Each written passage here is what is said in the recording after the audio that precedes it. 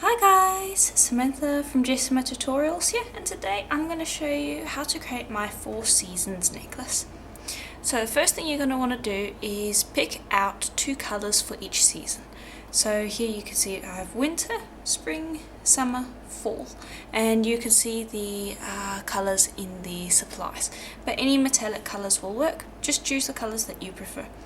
Then create a triangle of each colour and press them together like so. And these are all 4 separate blends. So I'll show you how to do this one first. So all you're going to do is you're going to run that through the pasta machine, like so, and then you're going to fold it.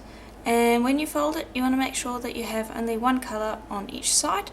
You don't want it to look like that, where you can have both colours, because then you're not going to get your blend. Now I do already have a fairly in-depth tutorial on how to do skinner blends on my website or my YouTube channel, so just look up Jessima Tutorials on Google or on YouTube and you'll be able to find my site or my YouTube channel, and then just look up skinner blend and you'll find a few tutorials doing that. So I'm going to make a blend for each of the ones over here and this one as well, and then I'll show you how they look. Okay, and there we go, those are all the blends. So now I want you to choose a texture stamp for each blend. Any texture stamp will work, but keep in mind that we're not going to be keeping the mic shift, we're going to be keeping the shaved off pieces. So preferably choose a texture where it will be easy to keep the oh gosh, I call them microfrills. So for instance, here's a texture. You can see that all these veins, they're somewhat interconnected, so when we shave it, we should be able to pick that up and put it on our backing. So I've chosen that one for summer. I've got this kind of dotty one for spring, since I think it will look somewhat like little blossoms. I've got this kind of ribbon one for winter. And then this one's going to end up kind of looking like tree roots after we've used it, and I've got that one for autumn. So pick whichever ones you want and assign them to a blend. Okay, so we're going to work with the autumn one again, and you can use either cornstarch or you can use water on your texture. I'm using water just because it's going to make it easier for the clay to stick to our black background later on, whereas if you used cornstarch, it does make the clay just generally non-stick, full stop, which is good for some techniques, but for today's one I don't want to do that. So I'm just busy smoothing the water into all of those gaps. Grab your blend. I'm going to place that down on the stem.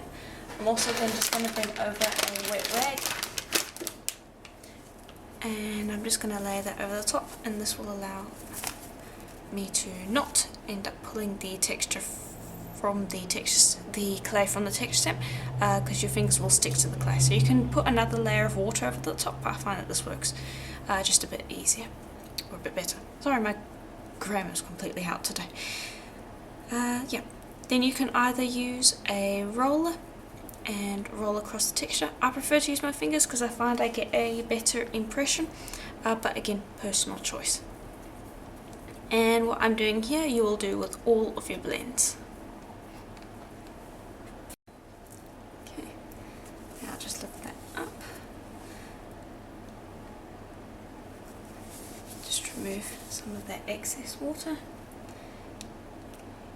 Then just carefully go around the edges and just lift up the clay, and this helps prevent rips, because even if it doesn't stick to the texture you still can get rips. And then I just generally like to go around like so and lift it up, and there you go, you can see that kind of gives a root-like finish. Okay, then I will trim away the excess. Keep that because you might want to impress it again. And then just pop that to the side to dry. You want the back to be dry for the most part so that we can stick it down. And I want you to then do the exact same process with all of the other blends. Okay, so while we wait for those to dry, I'm going to show you how to make the base for our beads, which is just a simple torpedo bead. So you're going to need a log of clay. Make sure that you have 4 that are all the same size. And then I just want you to begin pinching those ends. like so, just so that we don't have any sharp edges, like so. Then begin shaping it just by tapering the ends, and then you can roll it on your work surface. Just taper it out. Okay, and I'm just going to go in and finish those edges a little. Okay.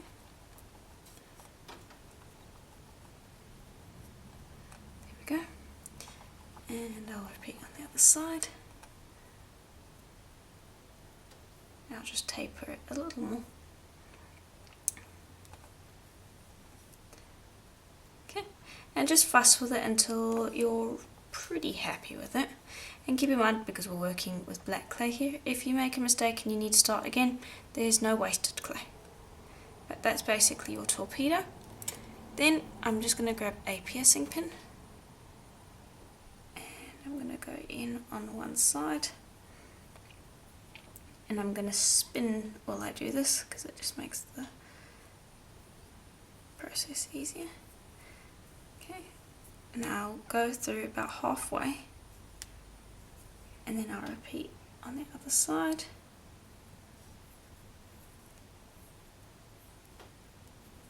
Like so. Then again, I'll bring it out.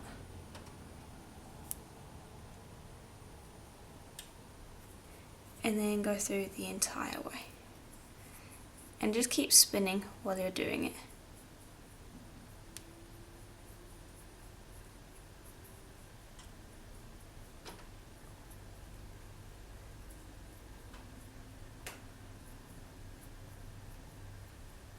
There we go.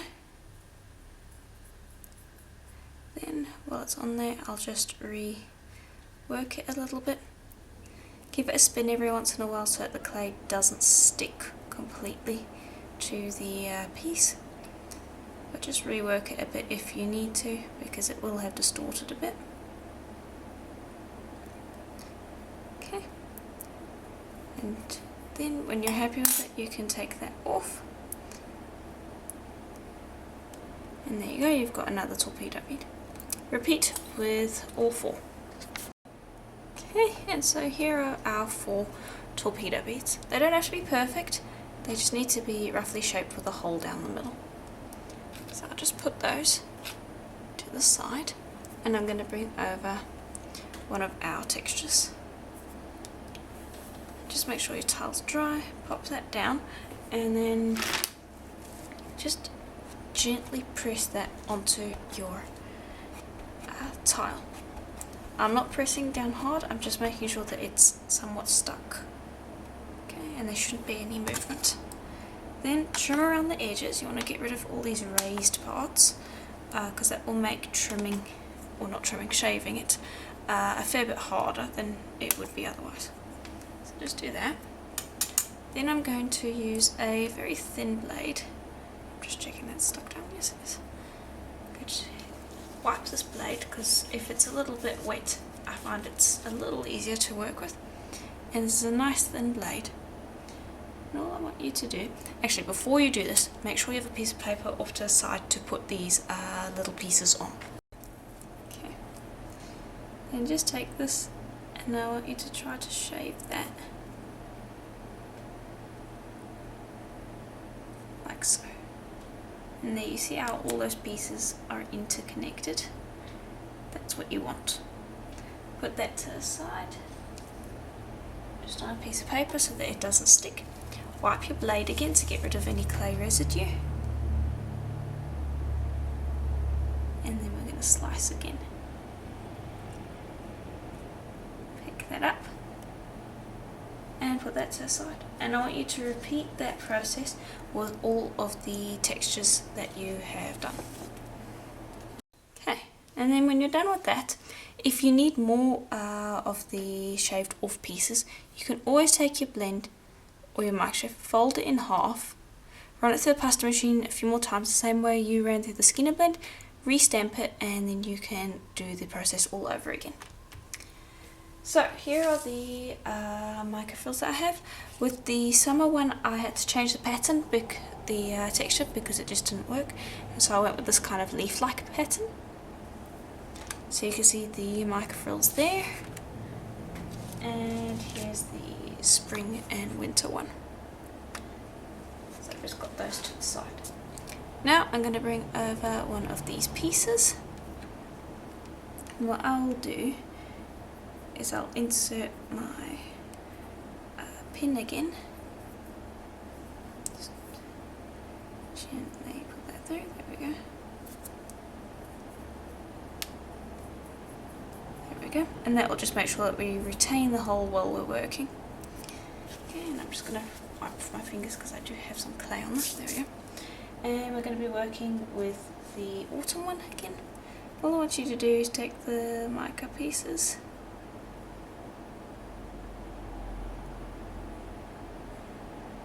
and just pop it around like so and stick it on. And just repeat until you're happy with the coverage that you have. There we go, I'm quite happy with that. Then just use your fingers to begin this process where we will press those pieces into the black clay, keeping that tapered effect. Okay. And then you can roll it on the tile like so, just to smooth it out, and then rotate between using your fingers and using the tile to just get a somewhat smooth surface. And every once in a while, before you finish it off completely, just make sure to give this a twist, because you don't want it sticking completely to the piercing pin. So just make sure to do that every once in a while, like so. Okay, and there we go. They're all finished. So you can see the winter, spring, summer and fall one. We are now going to bake those on a piece of paper for a full hour at Primo's recommended temperature. And then when we're done, we are going to slice them into hishi beads. Okay, then here is how they should look once they're out of the oven. Now if you want to, you can give them a quick sand with some sandpaper just to remove any blemishes that you may see. I did give these a quick once over with some sandpaper just to remove some of the shiny spots from the black, because the metallic particles will have got onto the black. But yeah, once you finish sanding, or if you've taken them straight out of the oven, the important thing to remember is that you need to have them while they're warm when you do this step. And I didn't bake them on the piercing pin, but I've just got this on the piercing pin right now. I'm actually going to swap sides, and this is just so that I can hold it steady while I begin to cut it, like so. And now I get rid of the end piece, but what I want you to keep in mind while you're doing this is to just keep these in order, because I want to string them in order. So while you're slicing, don't go jumbling it up, and just continue slicing like so the whole way up. And if it gets a little too hard to slice, you can always pop it back into the oven for like 5 minutes just to heat it up. Yeah, so just continue slicing it like so. And this is what I do straight after chopping. So that they stay in order, I just pop them onto a strand like so. And it's okay if the pattern shuffles up a bit, but you want it to generally be all in the same size as shown before. So then I'll just string that onto there. Then I'll move on to the next one, which in this case would be summer. Chop that up, pop that onto the cord, and continue on through the torpedo beads that I have. And just make sure that you're stringing onto the stringing material that you want to use for your necklace, because there's no point in restringing it twice. Okay, and there we go, that's all done. So you can see how fun that looks. So now what I'm going to do is I'm going to just bring over some beads, and I've got these kind of hishi beads. They're cut similar to what we've done over here.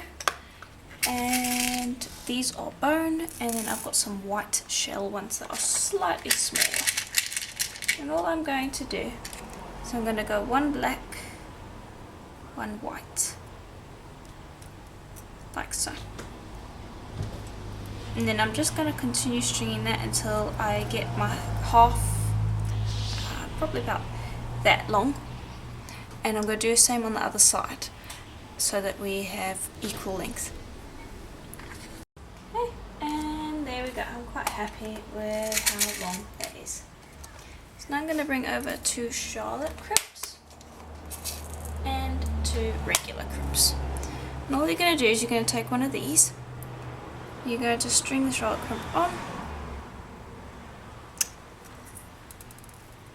then take the regular crimp, pop that on, not the whole way though, keep it fairly close to the edge.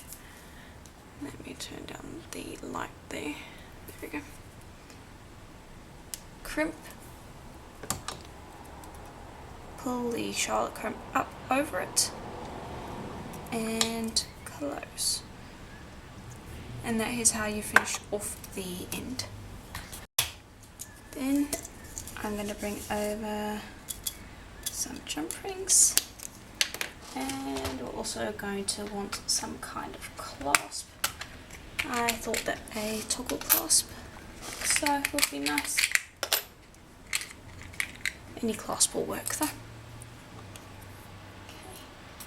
And I'll just grab one of the jump rings, grab that, open it up, attach to your charlotte crimp, and then of course attach to your clasp and close. And that's how you finish off one end. Slide this all the way up, making sure that it's relatively close to the top. You don't want it to be too tight, so do leave a little bit of wiggle room when you snip. But basically finish off the other end like we did this end. Okay, and there we go. That's it finished. So, I do hope that you enjoyed the tutorial. I really actually had quite a bit of fun doing it.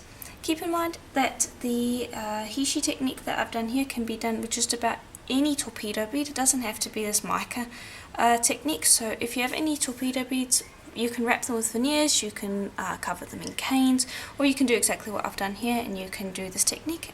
So it's quite versatile. Keep in mind you don't have to chop these into hishi beads.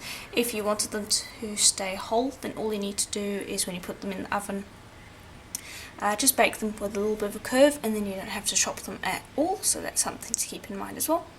But yeah, there's lots of ways that you can apply this technique. So if you enjoyed it, please do let me know in the comments below, and I'll see you in the next video. Bye for now.